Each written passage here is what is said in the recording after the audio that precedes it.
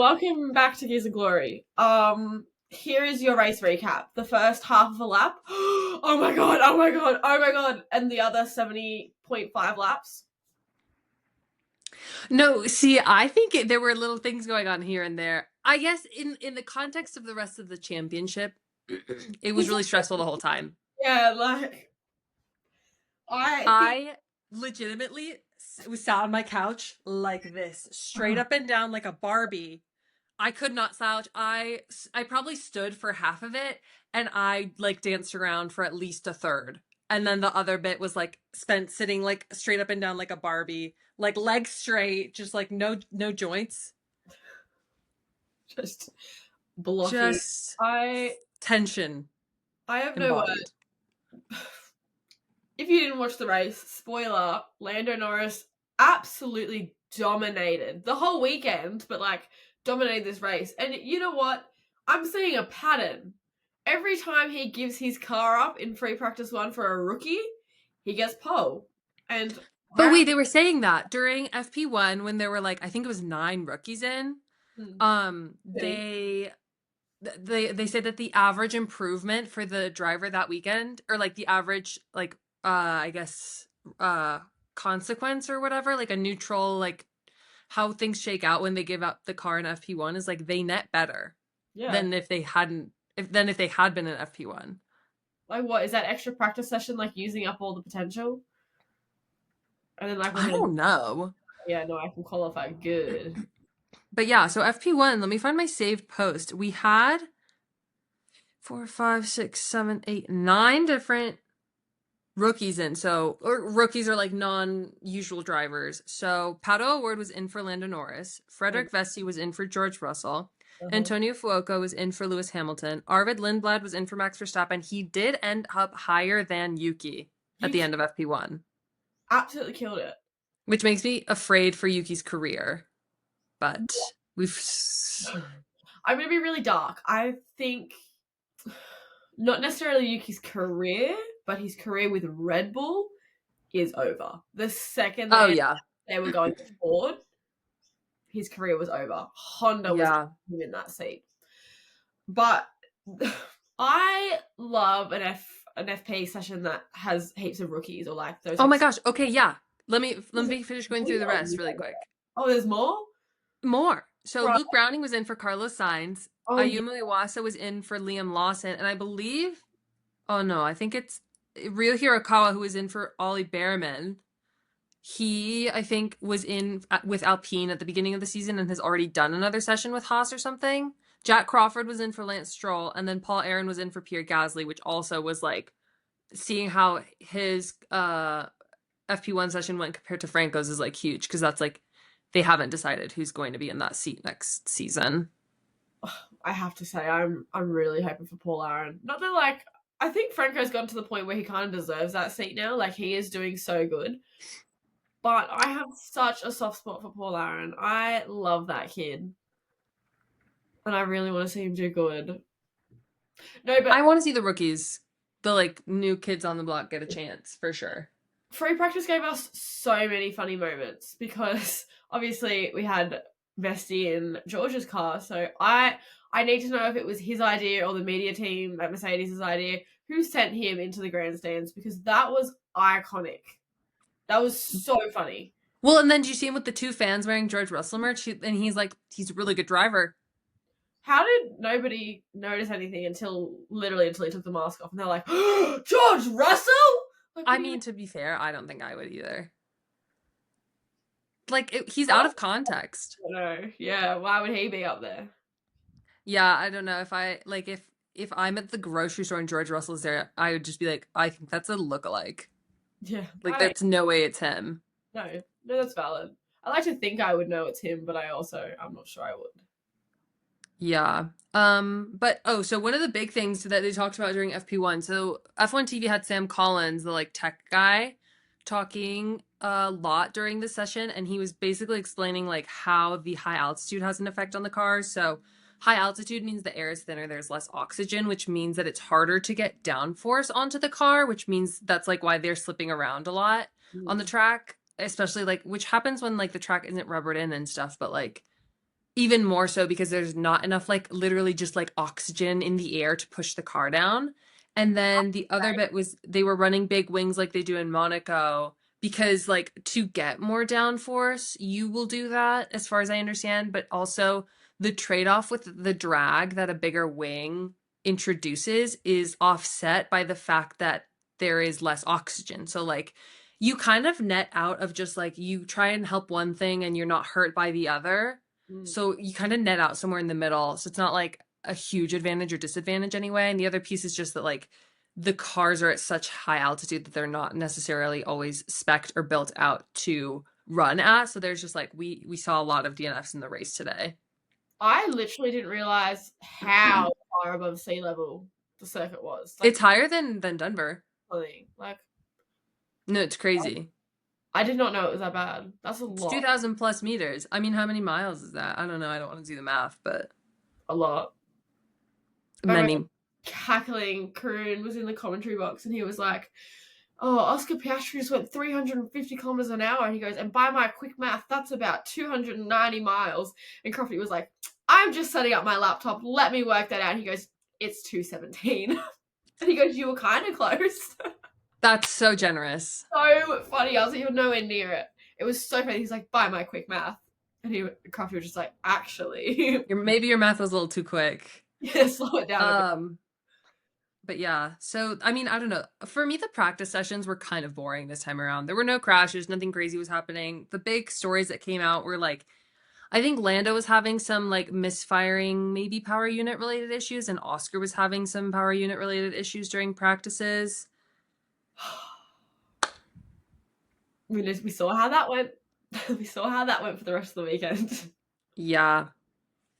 Well, so, I mean, FP 1, 2, and 3, in my opinion, kind of boring. You can watch the recaps if you want. I don't really think I would. Nothing crazy happened. Maybe FP1 to watch the rookies. Yeah. But last time I watched free practice sessions on a race weekend. I cannot bring myself to do it. Like, they mean more for the drivers than they do for me. And I think it would be helpful if, and that's the thing, is like they're never going to do this because it's all so proprietary, but I would love to know what the teams are getting out of it. Like, I'll sign an NDA just to know what's going on in the Ferrari garage. Exactly what are you looking for and what are you getting? Let me be in on the debrief. I won't tell anyone. Maybe I'll tell my mom. But she can sign an NDA too. She can sign too. Oh my god, did you see, I don't know, I'm assuming it was one of the free practice sessions. I only saw it on, like, Instagram or TikTok. You know, last year, Alessandro from Charles' garage tripped back. Yes. Pulling around and, like, just a roly-poly. He's, like, fully checking the ground in the pit lane. He finds the bump and he figures out where he needs to jump. And he goes back and he calls Charles out and jumps over it backwards.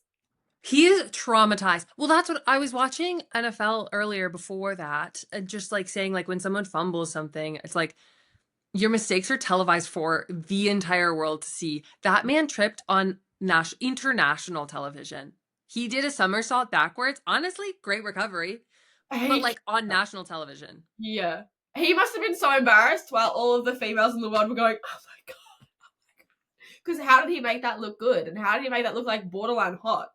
It, like, wasn't an ick. No. He survived. But Jed say, if I see a man tripping over, I'm like, well, it's like when you're at a party and you see a man chasing after a ping pong ball. That's it. That's it. You're done. That's not original Sof content. I have seen that online. That's not original to me, but it is so personal. I'm taking that as original now because that was the funniest thing I've ever heard. I've never seen that, but it's Are you thinking about it now? It's Nick. I'm picturing it. Well, and, like, it's fine if it bounces one and they catch it, but if they miss it, oh god, it just gets worse. I frequented many a house party back in my day. Not so much anymore. I'm a child. Why would you tell me about house parties? So sorry. All right, let's get through quali so that the Gears and Glory gals, we were just messaging in the group chat and we've agreed that I'm going to call my mother, who's an Oscar Piastri fan, to tell her about the news. So I want to skip through all of this because I texted her if she wanted to be on the podcast earlier. And then she called me back. She's like, "What happened?" I was like, "I can't tell you. It has to be on the podcast. Do you consent to be recorded?" Basically. She was like, "Okay, yeah, just call me." So let me breeze through quali really quick. Quali is one of those sessions where I like don't pay attention until it's like 2 minutes left and everyone's on their last flyer. Yeah, it doesn't matter. Say again? Nothing matters until then. That sounds so like. Oh, I know. But like anything can change in that last 2 minutes. You either get a really good lap in or you miss your chance. So that's what. Yeah, I was gonna say exactly that, except for like at Singapore where George put in that lap that got him pole, but also like that didn't matter until the end when everybody else couldn't match it. Yeah. So like it really only matters the last like 5 minutes. But so to start quali, Carlos had a 5-place grid penalty from last race. Yeah. Which I haven't done enough research to remember why, but he did. We literally looked it up. The second we stopped recording last week, we looked it up. I feel like it was for that collision with Ollie, but I can't remember. Probably. I like pull up my downloads without leaving this call. Let's hope we're about to. Yeah, you can. Yeah. I'll keep talking about quali. Just stop me. Okay. Oh, Ollie had a really great qualifying session. Like all 3 sessions were really good for him. Yeah. Okay, here we go. Yeah. Collided with car 12 in turn 15. Yeah, so it was the crash with Kimmy. Yeah. I mean, okay. Is that very fair? I don't know. That was like. It is crazy how things can follow people around. Of like, I feel like it's the most fair to be penalized in that race specifically, but like, it's essentially like if we can't penalize you in the like contextualized race, we will punish you in another one. Yeah. Which is nuts. Like, I don't think other sports do that. No, I mean, like, maybe footy, like, if you do something wrong, you'll get, like, a 6-week ban or whatever, but, like, completely different context. Like, in, like, footy, if you, like, hit somebody wrong to tackle them, you can, like, kill them. I mean, I guess you kind of can in F1 too, but, like, not in that scenario. He wasn't killing Kimmy anytime soon, you know what I mean? I know. It's like, I don't know. Because, like, if you get a red card, you'll get ejected, right? Like, I understand that. But then that's I don't know. Yeah, and then the next game you can still play. That's a good thought to ponder. Yeah, I don't really know. But yeah, so let's see. Q1, we dropped or relegated, which is still a very painful word for me to say, as I believe West Ham United are 20th on the table for the Premier League. So this is not a Premier League podcast, so we won't talk about it, and that's okay. We dropped Bortoleto, Albon, Gasly, Stroll, and Colapinto, which, hate to say it, kind of makes sense. Yeah, mate, I'm so sick of these Alpines. They kept the weird yellow on them also. Why? I don't like it.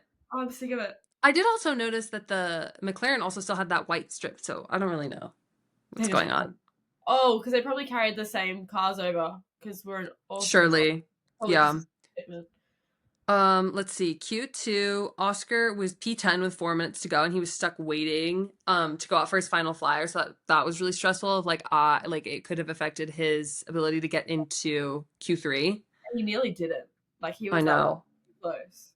I didn't take down who got dropped in Q2, but Leclerc had provisional pole with 5 minutes to go in Q3, which was very exciting. I was very excited. Another time watching F1 where I was like, I can't sit down for 5 minutes now. But yeah, the final order ended up being Lando on pole, then Charles, Hamilton behind, and then a slew of other people. But notably, Oscar was starting, what is that? 1, 2, 3, 4, 5, 6. Ugh. I think he was qualified 8th, started 7th because of Sainz's grid drop. Yeah, Sainz was back to 12th. That was like nasty. It was tough.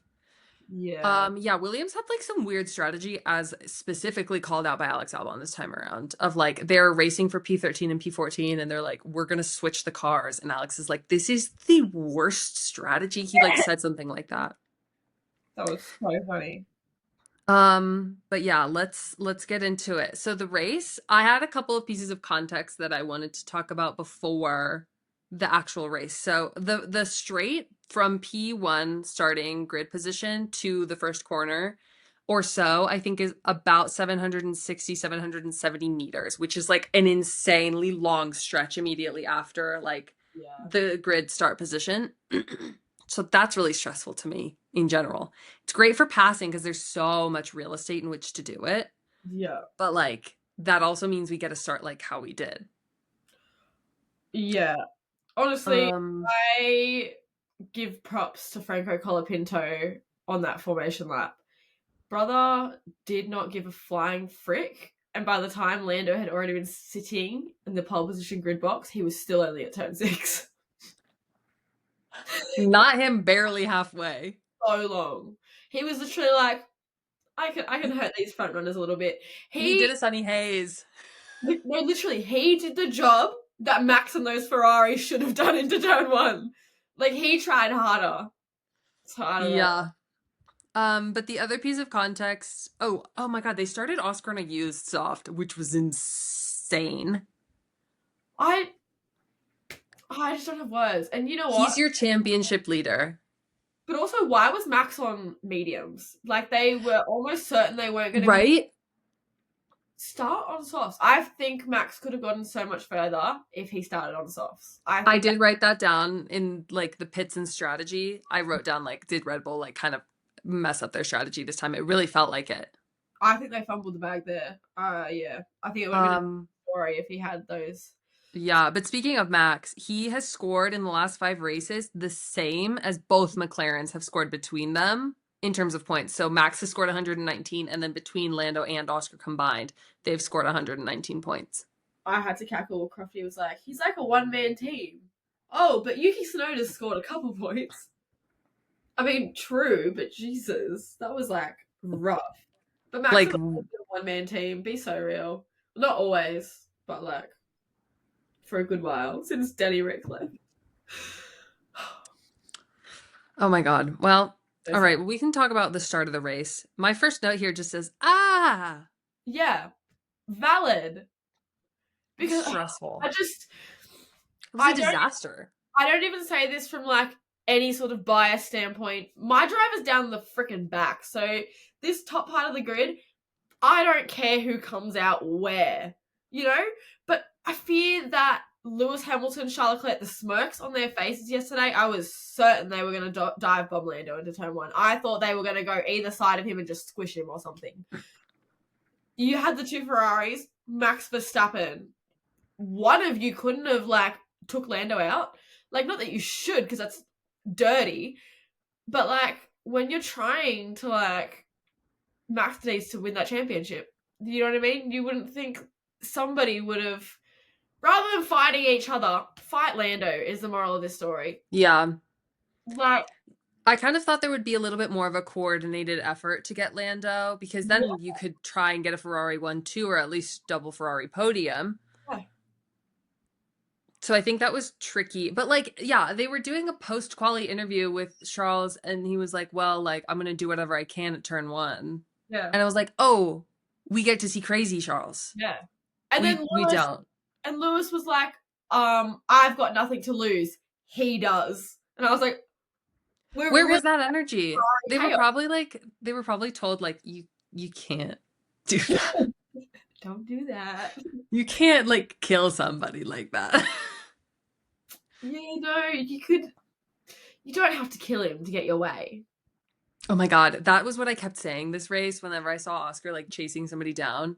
I would just stand up and tell the TV, I'd be like, kill him. I need you to kill and it was like Ollie and I'm like, I need you to kill that boy. Yeah. I know he's just a child. He's just a child. But I need you to kill him. I have to put on the record, Britt is so angry at Sof and I for being prepared to sacrifice the result for Oscar. That was so yeah, let's get the big news out of the way. We won't talk about things in order. The championship lead has been taken by a singular point by Lando. And this is I'm about to call my mother. Let me text her so she knows my call's coming in, but my mom's a huge Oscar fan. And I need to tell her. Maria incoming. Yeah, by 1 point. So it's no one's championship really yet. It's Max Verstappen's. It's Max Verstappen's. We've seen this whole end zone, like McLaren still's the end zone driver. McLaren's fight. British drivers favoured. McLaren's keep fighting. Third driver comes in and snatches it by 1 point. Yeah. I love Kimi Räikkönen. Yeah, so that's like the big storyline of the weekend is by Oscar needed to get a P4, which he just quite did not get because Ollie was there defending well, which honestly props to Ollie, especially at the end there when things were getting really close. The same way props to Charles for keeping Max behind, although I would have liked Max to get ahead. I was also prepared to sacrifice Charles Leclerc. I instantly thought of, you know, that meme you keep sending with like Charles Leclerc in the battlefield and like we'll sacrifice Leclerc. That's all I thought of every time I was like, sacrifice him. You can do it. It's fine. Oh my God. All right. Sorry, that little ding is my mom texting me back. We're going to call my mom and tell her that Oscar lost the championship and tell her some really bad news. My sweet mother. I'm probably going to greet her in Spanish, just a heads up. Do it all in Spanish. That's so funny. Can you hear that? Yeah. Hello. Can you hear her? Yeah. Hola, ma. Hello. Hi. I have news to tell you from the Mexico Grand Prix. Okay. So I know. Oh my God. So I don't know anything. Okay, so you know how Oscar was leading the championship? He was like the first guy with the most points. Yes. You love Oscar. I do. Yeah, he's not anymore. By 1 point, Lando is in the lead of the championship. Lando, whom I don't like. This is bad. Yeah, it's bad, but it's only 1 point. So there's like, mathematically, there's still opportunities and there's 4 more races. But I wanted to hold your hands while I told you this. Yeah. Okay.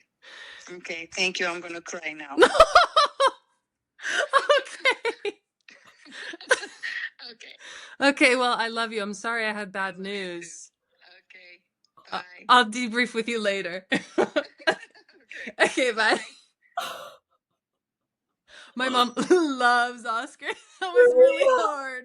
Oh my God. My eyes are watering. That was so sad. Okay, the entire race, I literally was sat there thinking, how am I supposed to tell my mother? It's like you just told her you've run over her dog or something. No, it's like I kicked a dog. I feel like I just kicked a dog. Hey, you know that guy you really like? He's suffering. He's done for. He's dead, actually. So sad. He's dead in a ditch. Oh my God. Yeah. So no, literally the entire race, I was watching it with someone who can confirm that the entire time it's just like, I don't know. Because also, okay, Alex Jakes, I love you. But Alex Jakes probably 5 million times said, as it stands, Lando takes the championship. And the little update, oh, it'll be by 10 points. Oh, it'll be by 6 points. I was like, how am I supposed to tell my mom? I hate the as it stands and the like the live standings. Like I like the live standings when it's going my way. Yeah, it's hard to, I think it does something to the sense of hope. Yeah. That like fans have. Just breaking my heart through the entire race. But then like if I'm a Lando fan, yeah, it's like so good there. Yeah, fully. Or like, I don't know, if it had been showing maybe Max, what Max is taking out of the championship. But I mean, Lando kind of has been a little bit of a golden boy, especially for like the broadcasters. It seems like a little bit. They like Lando. They like talking about Lando's story. You know who they seem to hate? Lewis. Dude, and Ollie. Yeah. Two British drivers. Like, British bias is not real because of this, basically. You literally see so many people be like, counterpoint. British bias. No British bias. Oh my God.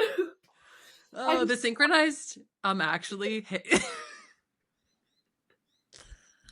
Oh my goodness. We do the actually way too much in this podcast. Even in the group chat. I do this in meetings. At work, I'm like, actually, I'd have something I'd like to add. You need to get like the glasses from that like one meme. My computer glass, that's, yeah. Covered. Perf. Okay, let me get my notes back up. God, I just broke my sweet mother's heart. Okay. So we have this, we talked about the big thing. But we can go back through the flow of the race really quick. Yeah. Can we talk about the broadcast not mentioning anything about the DNFs, of which we had 3, devastatingly? Carlos Sainz at the end, which gave us a virtual safety car under which we ended, which was unfortunate. I hate when races end under safety car. Isn't this the second one? Yeah, I think so. I think we had one recently. I can't think where. But also, was it Austin? Maybe. No. Yeah. I have no concept of anything. We just recapped this race. We should know. I'm in like Singapore still. Like I'm still there. But like, I don't know. Maybe F1 TV didn't. But what do I watch? Sky Sports. Sky? Oh God. They spoke about Liam and they spoke about Hulk. I have no idea what happened to Fernando Alonso to this day. But also, I don't really remember what happened to Liam. They spoke about it, but I don't remember. Something about front wing needed to be changed and he boxed. And well, he had that. Came out. And no. I thought he did. They just into the garage. But like, did he hit a marshal? Because there was also that video afterwards. Wait, yes. 2 marshals ran in front of him across the track. He was like, I could have effing killed them. Which is super valid. I thought they were like, what do you call it when people go down onto the pitch and like run around? What are they called? Yes. Yeah, but like fully clothed. I thought you were going to say protesters, like George Russell trying to take out that oil protester. Oh my God. Not with the Mercedes AMG Petronas freaking car.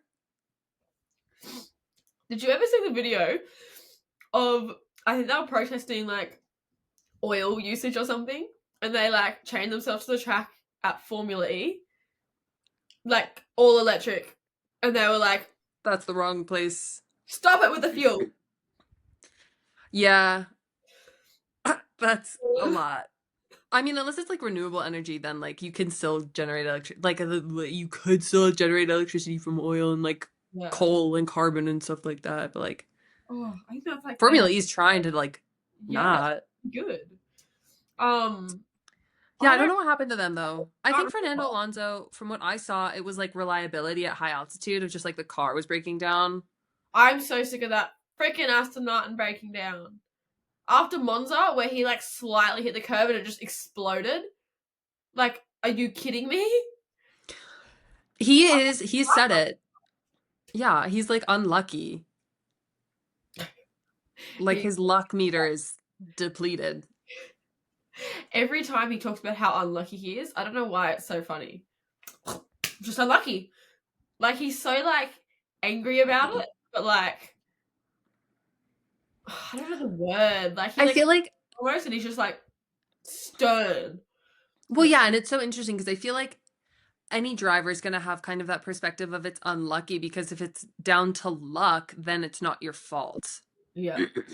You know what I mean? Yeah. So like, it's hard to feel like you have every bit of ability to be where Lando Norris is now, where Oscar was just before this race, leading a championship, and by series of events or luck or fate or whatever you call it, like not being able to be there. Yeah. Yeah. Yeah, I don't know. It's tough. But yeah, so we had 3 DNFs. 4? Oh, 4, because Carlos at the end. Yeah, Liam, Nico, Fernando, Carlos. I think that was also reliability. Yeah, I don't know. It's crazy how much of a toll, like if it's the altitude, like that's crazy that it can do that. Although these cars are like the SpongeBob episode where it's like, oh, my skin is made of paper and my bones are made of glass. Like that's an F1 car. That's F1 in Mexico for you. Seriously. All right, so we can move past the sadness of the DNFs to just, oh gosh, I've got a whole block on the radios. This is like the longest section in the notes, is just the radios, and it's just like all George. George? I think we have to bit him. Oh, he was manic. He was so manic. But I think we need to acknowledge Max Verstappen off that start. Like, obviously, I think it was him and Lewis battled so hard, he ended up... Both went off. But Max was that close to the wall. And I don't know how he missed it. Like, he's magic. No. Yeah. Well, because he gets pushed off into the grass. They were watching it in the cool down room afterwards when it was just Charles and Max, and they were having a little moment, hanging out. But so he's breaking on the curb into the grass and like kind of going toward the wall, and manages to like save it at the last minute. Literally just reefed it right? Yeah, reefed it right. Like, are you kidding me? So he's so talented. I know. I'm like literally becoming like, I've always liked Max, but at the moment I'm like, Like heart eyes emojis. No, I need him to kill. I'm like sick. Like sick him. You're like a dog. Yeah. Max Verstappen Yeah. incoming. Yeah, but no, the start was actually crazy. So because they went like 4 wide at one point. Yeah, what notes do I have at the? Oh, so they went crazy. Charles took the lead, but he had gone off into the grass, like leaving the track, gaining an advantage. Gave the position back as he should. I kind of think fine. He ran away with it and got a big enough gap that the penalty wouldn't have mattered. Yeah, but like, was that going to happen? No, he's in a. I love Charles, but like realistically. But like, fake it till you make it, baby. Yeah, valid. No, I don't think everyone would have. Part of me during that, back, go, run, take it and run. The scuffle dropped Oscar 4 places. So he like, that's why he was fighting from so far back and getting stuck behind all these people. Yeah, that was insane. I forgot about that. Yeah. Okay, to be honest. George crazy. Was nasty about Max. He was being mean today. He was like on having his monthly, like he was not in a good mood. He was like not having it. So he came onto the radio twice to say that Max should give the place back. So he was 2 separate occasions. Like the radio thing comes up with the like covering text. Sorry, you can see that my thumb is double jointed. Oh, how do you? Yeah. You can see that the like radio bubble comes up and then it goes down and then it came back up again and it's like still George still asking for Max to give the position back. They're like, stop worrying about it, just drive. Oh, he was so funny today. I love George Russell, but what the hell? Yeah, he was asking for team orders, which I do think was valid of Mercedes coming back and being like, great, like if you think you can pass him, you're free to race. Like go ahead and just pass him. Like I think that's the most fair way that a team could handle something. Mm-hmm. And like maybe this is in like exact opposition to like papaya rules, perhaps, of like we've spent this season worrying about what the team is going to do in order to not manipulate, but to like maybe lessen the effects of the race on certain drivers by what they feel is their definition of fair. Yeah. And like drivers asking for things and getting them or not getting them or being told things and not having to ask for them or whatever. Like it's just like been such a topic that like then when George is like, hey, I think I need that spot, and they're like, okay, take it. Yeah. Like I think that's at the end of the day, I think that's the most fair. Yeah. No one's getting involved. You're just kind of going for it. My mind instantly, this takes me straight back to Monza. I think Britt was pretty angry about this too, because it's really like the controversial point for papaya rules, where obviously it was meant to, like, I think a lot of people's perception of papaya rules was just don't hit each other. But then for that, I think that's what it was. Yeah. And I think it turned into something else. And they were like, actually, like, Oscar, give Lando the position, which is where Oscar was like, hey, that's not right. That is the one point that Lando now leads by. Like, because of that team orders in Monza, that is why Lando is leading the championship right now after... Stop it, really? Mm-hmm. That's the one point? Yeah. Well, I mean, maybe not that exactly. There's probably multiple points where you could say that is the one point. But if they didn't order Oscar to give the position to Lando, he wouldn't be leading the championship right now. I can't let my mother hear about that. I can't let my mother hear about that. She doesn't need to know. This is... Tangent, here we go. I am so, like... I can't stand the McLaren fan base because they're either Oscar or Lando, and they just can't get along. And I don't think you should say you're a McLaren fan if you can't tolerate both drivers. I just don't think you can say you're a McLaren fan. And the fact that you see in, was it Zandvoort that Lando DNF'd? Yeah. The hill? Netherlands. Yeah. Yeah, so I see heaps of people being like, if that's what loses Lando this championship, I'm going to be so angry at McLaren. Okay, what about now that, like, this one shitty team orders in Monza could lose Oscar the championship? How do you feel about that? Do you think that's fair? Like, because, like, Lando DNFing was out of everyone's control. That wasn't Lando's fault. That wasn't McLaren's fault. That was nobody's fault except for, like, the car actually just misfired. You know what I mean? Well, and it's tough to, like, Monza decide those things, because like that's what Oscar was arguing of, like, well, I thought we said that a slow pit stop was just outside of our control, like that's just racing, like a DNF is just racing. Getting bumped by someone is just racing. That's a whole thing. And I think McLaren, whatever this year's going to be, whatever it is, maybe Lando will win the championship, maybe Oscar will win it, maybe Max Verstappen will win it, maybe George Russell will win it. A girl can dream. A girl can dream. I'm pretty sure he's probably mathematically out of contention after that race. Not yet. Oh, wait, maybe after today. Going into today, he was still in it. Okay, well, we'll talk about this later. Maybe he is, maybe he's not. But, like, at the end of the day, this year's going to be what this year's going to be. McLaren needs to seriously look at themselves for next year and sort this out. Ditch papaya rules, I don't know, have no say in your drivers. I don't know, you need to do something, because emotional damage from this year. I don't think I could ever be a McLaren fan now, no matter who goes there. I don't think I'm traumatized. It's tough. I don't think we've ever seen such a level of involvement from a team in like what feels like the results. Like, are they really manipulating them at the end of the day? Not necessarily, but are they having more of a hand than we're used to seeing? I think also yes. And that's just like tough to, what's the word?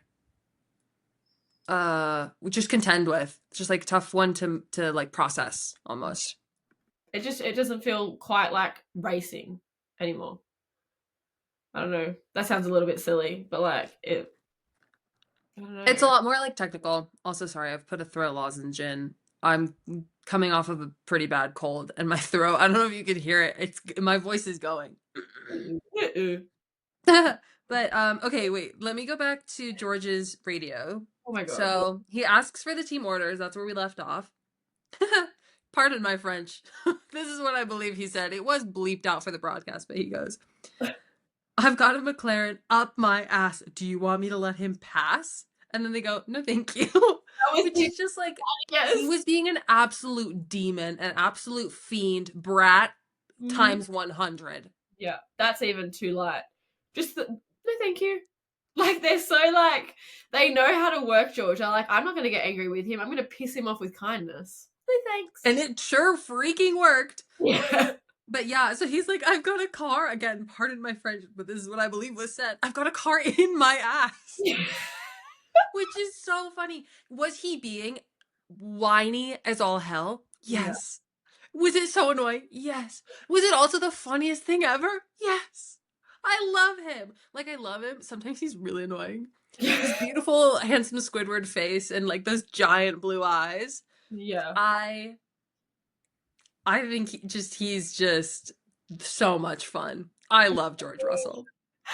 This is like, welcome back, George Russell in Monaco 2025. I've got a car up my butt. What do you want me to do? I love it. I love it so much. I think he just needs to be like this forever. It's so funny. But it's crazy. So he ends up asking for the team orders. They wind up giving it to him. Oscar is like sniffing up his shorts, right, with the car. And then they do team orders. Sorry, peekaboo. They do team orders. We're so team orders. Oh my god, it's terrifying. They do it, and they manage to not lose a place to Oscar, which that was baffling to me. I was like, oh, this is the opportunity where Oscar's going to like dive in. They're going to be worried about it. They were all probably this far away from each other. They don't end up losing any places. It was absolutely nuts. I don't know how they did that. I have no words. Half this like race, half the little battles, I was like, how'd that happen? What happened? How? Huh? Replay, actually, slow-mo, and explain everything to me, please.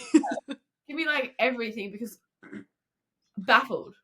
Something was in the air.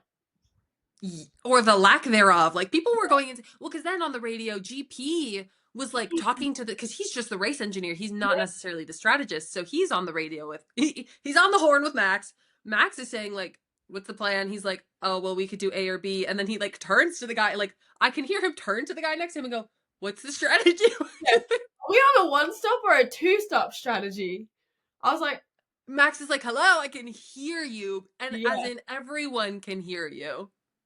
part of me wants to believe that, like, that was on purpose now, like, just trying to throw off the other teams. Because, like, I don't know, I feel like Max would have been, like, not, like, angrier, but, like, sassier if it wasn't planned. That's true. It would be really hard, especially with how professional and capable GP is. Yeah. Being a race engineer for someone like Max 4 championships in. I just don't know how he'd accidentally do that. It's hilarious regardless. If it's like a psychological warfare tactic or like an honest mistake, I do kind of love it. Regardless, do it again. So funny. No, my God, it was so good. Mistakes. Yeah, let's see. There was some more action through the race. Max like physically muscled his way past Lewis Hamilton and George. And made it into P3. This is before the round of pits. But this is when Max and Lewis have a little bit of contact. And I was like, 2021. They both went off.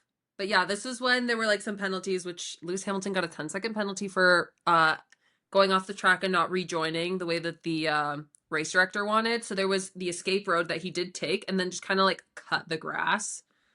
And that just kind of felt like a silly mistake to make of like, you're already on the escape road. Like, you kind of have to take an L one way or another. It's either a 10-second penalty or, like, losing, 1 second or something by taking the full escape road. Like, you went off anyway. It's going to come back to bite you one way or the other. Yeah. But that was kind of crazy to, like, felt like kind of a rookie thing to do. Yeah. To just, like, not follow the race director's orders.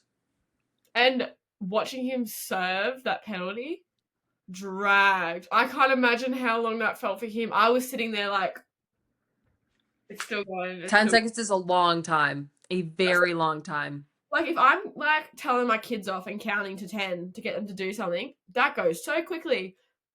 In an F1 car, that is 20 minutes. Well, when you're used to 1.92, 2.3, 3.5 seconds on a slow one. Yeah, like, I hate it. It makes me feel sick. Actually, this entire race kind of made me feel sick. I can't lie. I was not feeling well. I was telling the group chat, I was saying, like, before the races during formation lap, I've started getting butterflies in my tummy, which I've never been so invested in a sport before in my life. We need to go find a patch of grass, so if this is ridiculous. I need medical attention. Lucky for Sof, her husband's a doctor. We got Grey's Anatomy type shit. Okay, anyways, Don't do that to me. He's killing me at the moment. I don't want to talk about it. Are you on the latest season? Yeah, I only started. Okay, so I watched bits and pieces growing up with my mum, but I actually only started like from the start 2 months ago, and I am up to the Are you? Let me ask this: are you okay? No, disgusting, right? That's not healthy. That's 22 TV in 2 months. To be fair, one time I stayed up all night just watching Grey's Anatomy, but the episodes are long. They are. I'm dead set. Like 4 it's just on in the background. 6. Like it's not it's like you're not like sitting and paying attention to all of them. It's like just playing. Yeah. Sometimes I'll like just have it on while I'm cooking. If it's like, you know how there's like it's good company. Like something big's happening. Those I'm like, why does the hospital keep exploding? Sorry if you've not seen Grey's Anatomy, but why does it keep exploding? More things happen to them. Maybe that's why nothing happens to the rest of us, is because in Grey's Anatomy, everything happens to like the same 12 people. Yeah. I keep seeing memes on Facebook and it's like, if you think you're having a bad day, Meredith Grey's probably having a worse one. That's really true. That keeps me going at night. Yeah, if you think Oscar Piastri's having a bad day, Meredith Grey's probably having a worse one. Let's tune in. We'll get Ellen Pompeo on the podcast to see how bad her day is compared to Oscar's. That might make us feel better, actually. Maybe. It this would. Is a Anatomy podcast now, guys. Let's see. But yeah, so when Max is pushing past Lewis, that's when Ollie snuck up.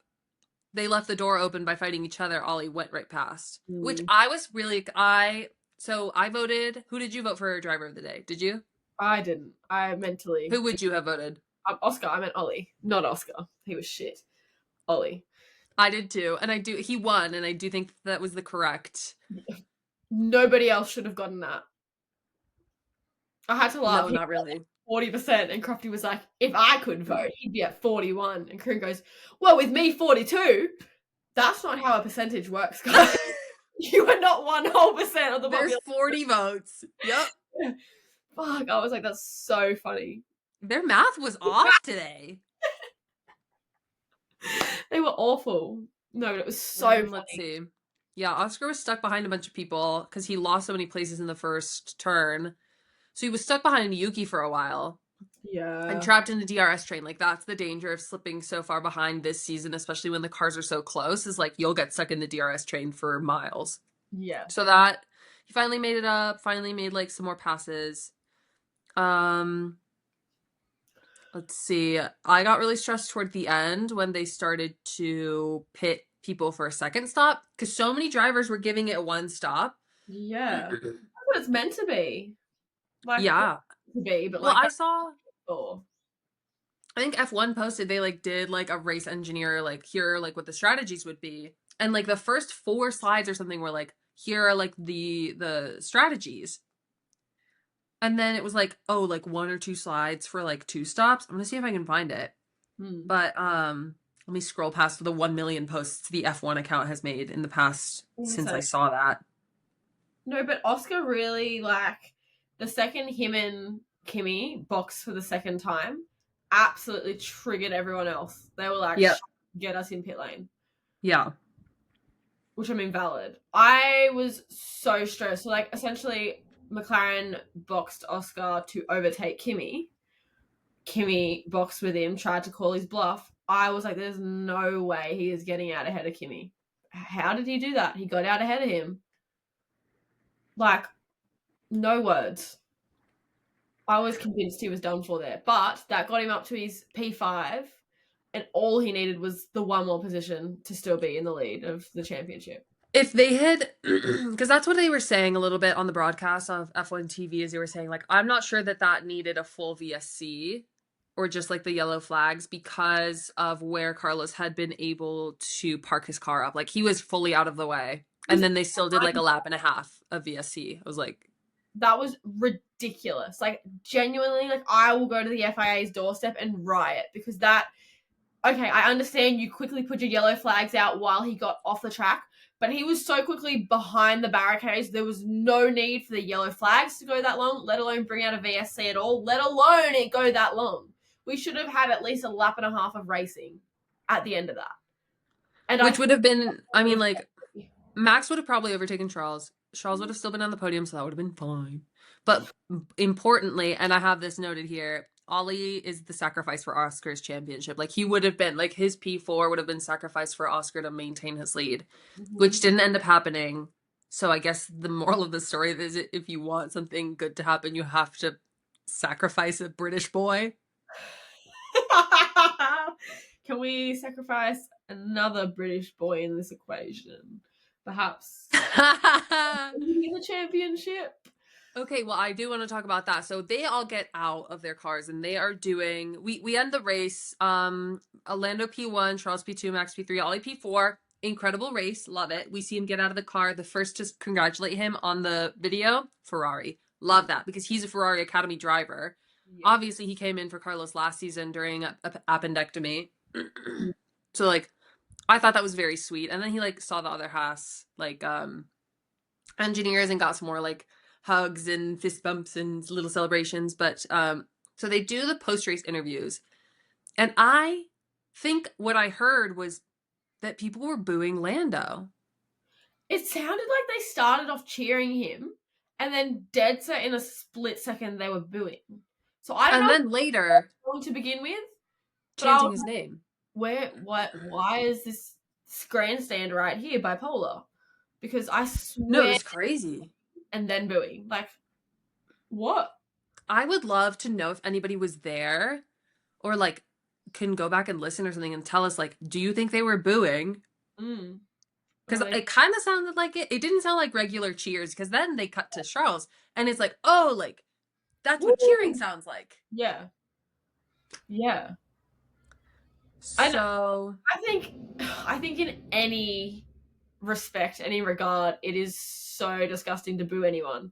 I don't care how badly you. It's rude. I don't care what happens. Don't boo. Don't heckle. No, and you know what? It's really, like, it's sad because I really like the Mexican Grand Prix. I think it's a really fun race to watch 99% of the time. But the fans in the crowd are kind of ruining it for everyone. I don't know if you remember last year when Checo just drove over the top of Charles Leclerc into turn 1 and he crashed out. And the Mexican fans were fully blaming Charles Leclerc as if he did it, to the point where a Checo Perez fan was literally punching a Charles Leclerc fan in the face. Oh, they were fighting in the stands. Yeah, that was crazy. It should never come to violence. I feel the same way when like people heckle stand-up comedians. I'm like, you paid money to come to this and you're going to antagonize the person giving you like entertainment. Like, to go to the grandstand, you paid hundreds of dollars most likely, unless you're doing like a one-day pass or like God is good and you got in there for free or something. But like, don't boo people. Just don't cheer. You have the ability to stay quiet. Jinx. We're on one today. The only time I support heckling or think it's appropriate, I don't know if you've seen that dude that goes to like all the NHL games and he's like, blah, blah, blah, you bum. Have you seen that? That's so... Well, they're allowed to hit each other in hockey too, though. Yeah. That's a completely different... I think hockey, anything's allowed. Don't take me to a hockey game because I'll literally sit there going, punch him! I'm really bad. I love... They get to slam each other into the walls. It's one of the best sports ever. Shatter that glass, please. Yeah. I saw something about NHL refs. This is just, I mean, like, this has been a sports podcast for a while, like, specifically F1, but, like, it's turning more and more into just, like, a sports podcast. But I saw something about, like, why NHL refs don't really get involved when they fight. Because, like, usually in other sports, like, the refs will, like, immediately jump in when someone's fighting. And then it's, like, they asked, like, one of the refs from the NHL, and they were like, well, when you see two guys that big going at each other with pads and helmets and skates, you're not really that inclined to get in the middle of all that. And I was like, that's super valid. Time out, boys. Time out. You fight over there, but I'm over here. Time out. Hey. Have you thought maybe don't? Maybe? Hey, girl. Actually, have you considered perhaps not killing each other? Like, put into the hockey rule book that if somebody disrespects you or does something you don't like, you can hit them. You get like 3 free hits, but then you got to stop. Because sometimes it just goes on too long and like, I don't know, at least with like Australian ice hockey, I am so sick of going to games and seeing blood scraped off of the ice. Like, absolutely not. Watch it freeze and then they just like scrape it. And I'm like, we've just lost half the game here, guys. I don't like that at all. Back to F1. Yeah. Anyway, let's see. The cool-down room. Oh, the cool-down room was cute and adorable. And it was just Charles and Max for a little bit. And they were having such a fun time watching and, like, stressing out over Max's turn 1, like, off-track endeavor. Yeah. Honestly, I think the cool-down room is my favourite part of every Grand Prix. I like seeing, especially when there's been, like, action. I love seeing reactions because they are just as dramatic as us. Oh my God! Like, same. Yeah. 100%. No, it's so fun because that's the first time they're seeing it too. Like, we already saw that too, like, as part of the audience. That is literally just fan service for us to see them react. Literally. Max was the one in the car. Max was the one nearly hitting the wall and he was still like, whoa, that He was just excited to, like, show his friend, like, Charles, look what happened to me. Can you believe that? Yeah, I love it. So cute. Like, or something. I love it. Well, and they were having a full... They were having such a Verstappen day today. Yeah. The podium, just... Here's what I think men's sports needs more of. They should kiss, all of them, more often. Have you seen celebrations on, like, a football pitch? And it's, like, they're, like, holding each other's faces and, like, celebrating the goal. And I'm like, okay, you could kiss them on the mouth. NFL, they like to bump helmets. Yeah. Give each other a little kiss. Stick your lips through the little, like bar thing in front of the mouth. Yeah.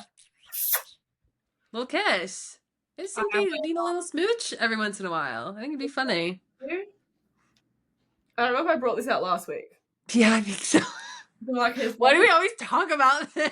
How do we get to the Marquez brothers kissing every week? What? Recurring segment. Welcome back to our recurring segment. The Marquez brothers kissing.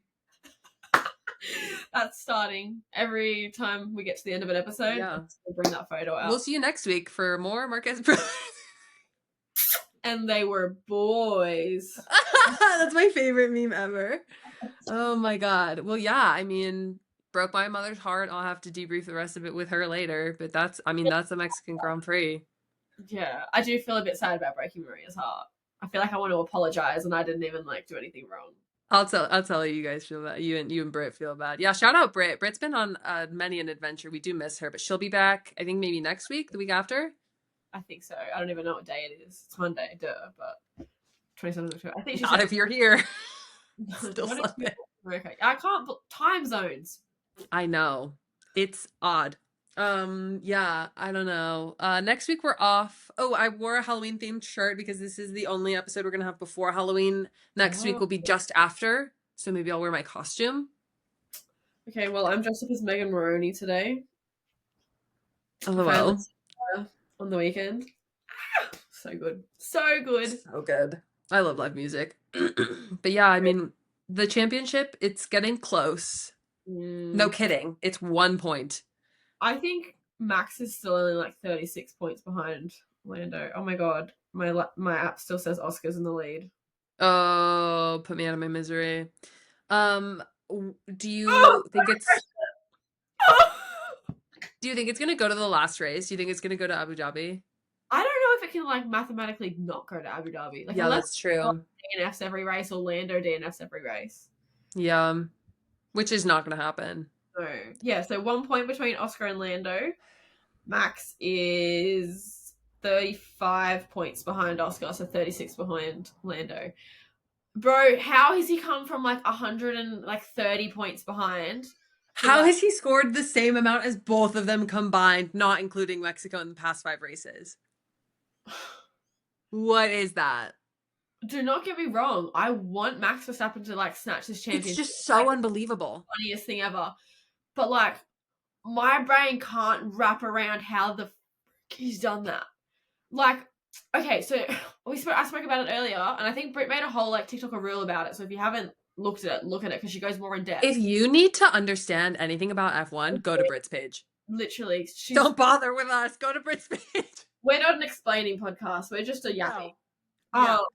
But we were talking about how in 2007, McLaren poached the driver from Enstone, started favouring the British driver, and then in the last fucking thing of the championship, Kimi Raikkonen came in and snatched the championship by 1 point, right? And like, that's going to happen again.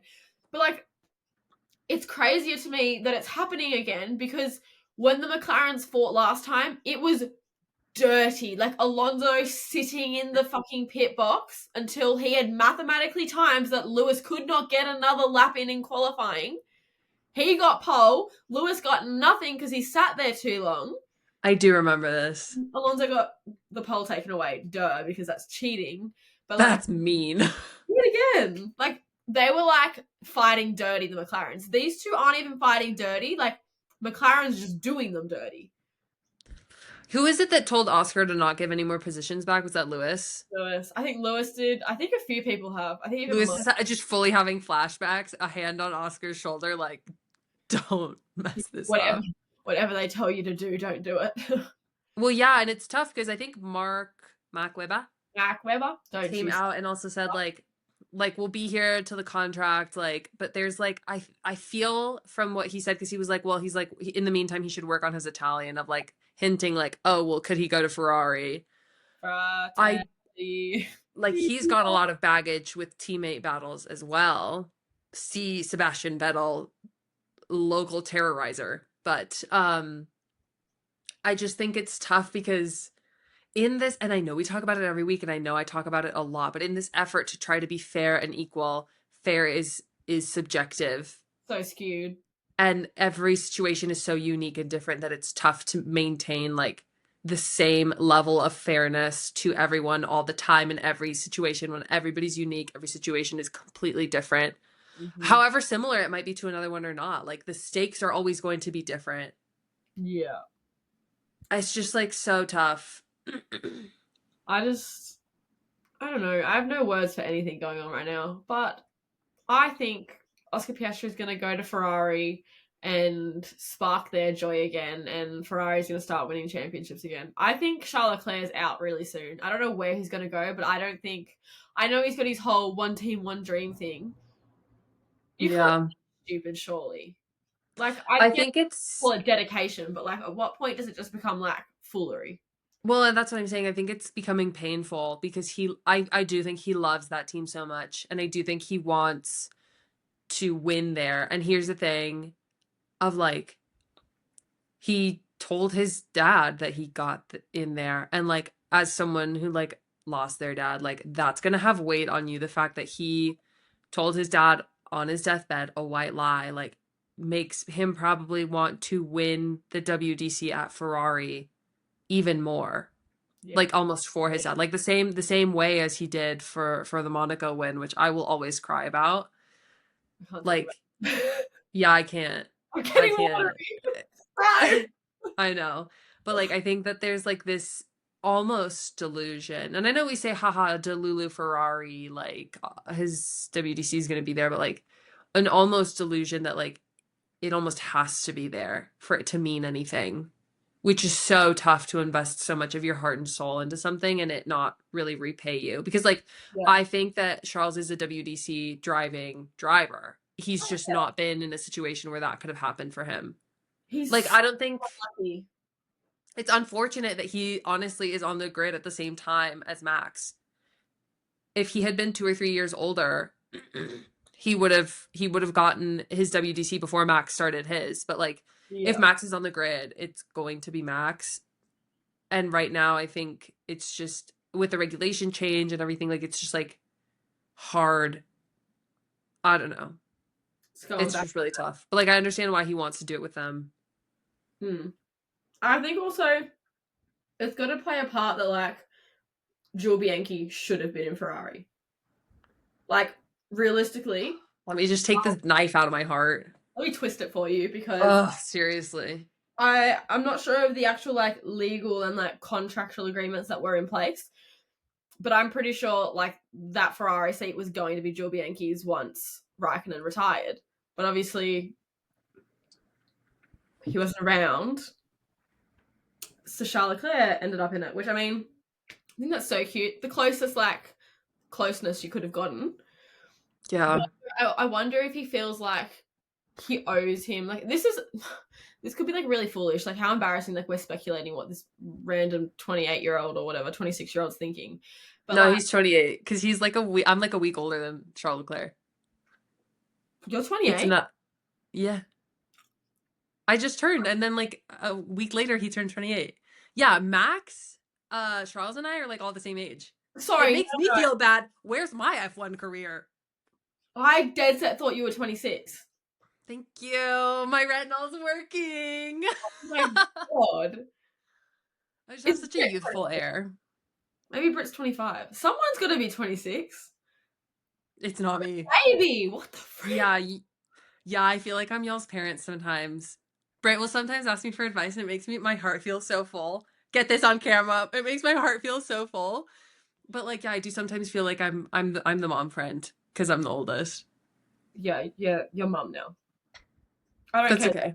It's you are mom. You're my mom. You guys are my children. Mommy. Mamacita. Of what? A dog?